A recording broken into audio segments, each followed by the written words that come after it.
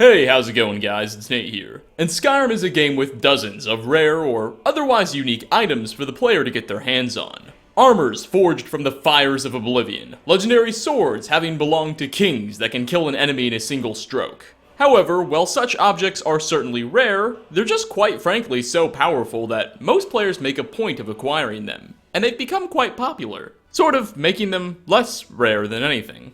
But what about the rare and unique items that aren't so useful? Items that won't help you fight nor do much to protect yourself. These ones don't get nearly the same level of attention, and don't make much sense. After all, the harder something is to obtain, the more valuable it should be, right? At least that's what my economics teacher promised me. Well, objects that defy that rule are what we're going to be covering today, as we take a look at 5 extremely rare, but not very useful items you may have missed in The Elder Scrolls V.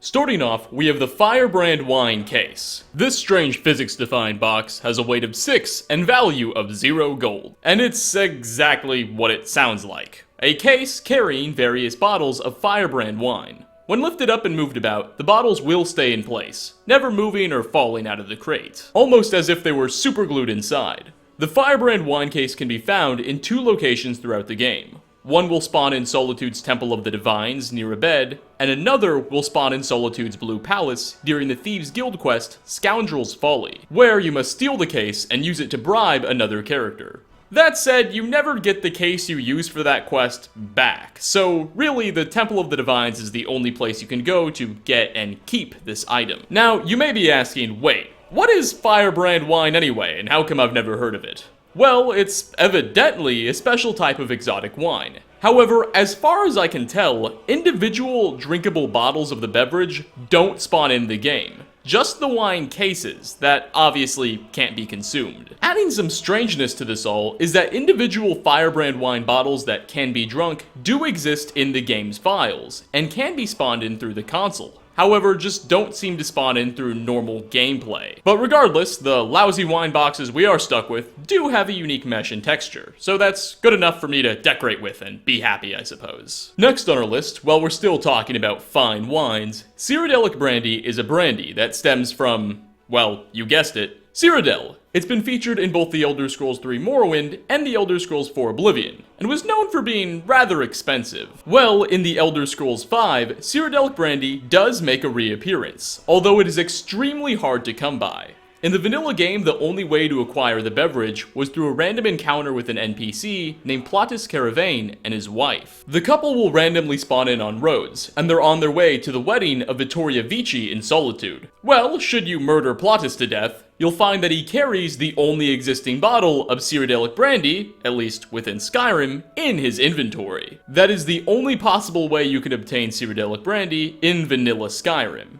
However, if you have the Dragonborn DLC, a large quantity can also be found in the Imperial ruins of Fort Frostmoth in a cellar on Solstheim. Consuming this fine liquid will grant the player 25 points of stamina restoration, however will also cause your stamina regeneration to slow down by 25% for 30 seconds. So not exactly the most useful drink in the game, especially considering its scarcity. Despite this, a bottle will fetch a price of 150 gold coins at merchants, so that's nice. Also, side note, for some reason Delic Brandy is labeled as a potion rather than a food item in inventory screens. This is despite literally every other type of brandy and drink in the game being registered as a food. So Bethesda may have goofed there. Coming in at number 3, we have the Furtrimmed Cloak. This lovely piece of bodywear has a weight of 1, sells at a value of 100 gold, and offers literally 0 damage protection.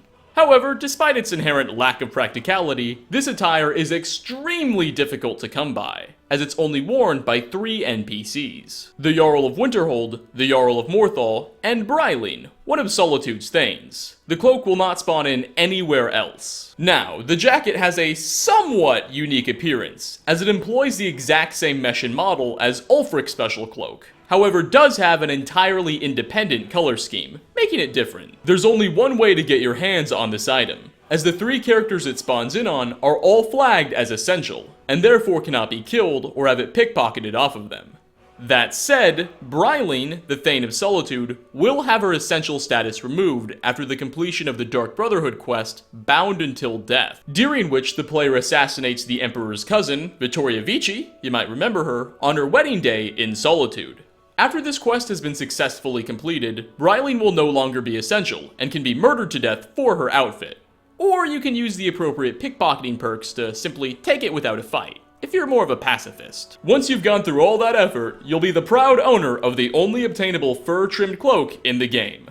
Mazel tov! For 4th spot, Drudak Redoubt is a Forsworn cave in the Reach. It's rather significant, operating as one of the main Forsworn bases. If the player completes the quest, No One Escapes Sidna Mine, and sides with the Forsworn, the Reachmen here will actually be friendly to the player, so that's nice. But what we're after here isn't friendships with barbarians. Instead, Drudak Redoubt also hosts a unique interactive item known as the Reachman Map.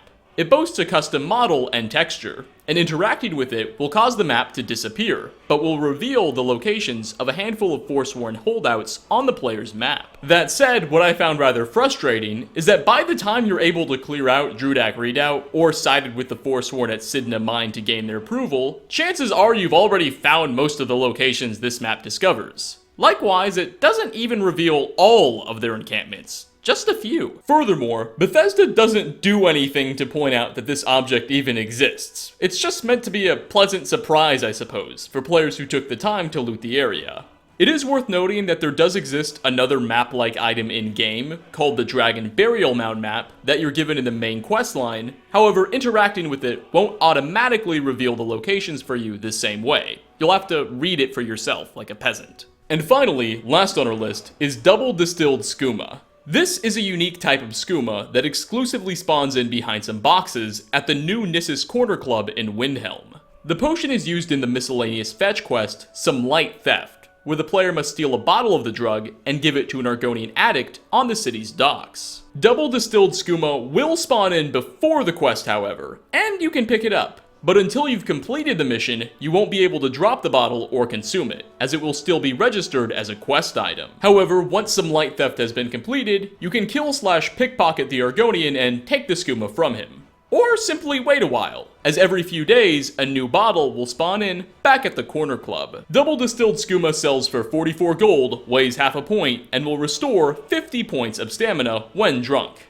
As its name implies, this is double the 25 points of stamina restoration offered by a normal skooma bottle, so it's not false advertising. Though, you know what they say, not even once. And with such words of wisdom, we are going to wrap up. Thanks for watching, everyone. What rare objects in Skyrim that don't seem to be useful enough to justify their scarcity do you know of that I haven't covered yet? Leave a comment down below. As always, like ratings are very much appreciated, and hope to see you all in my next video.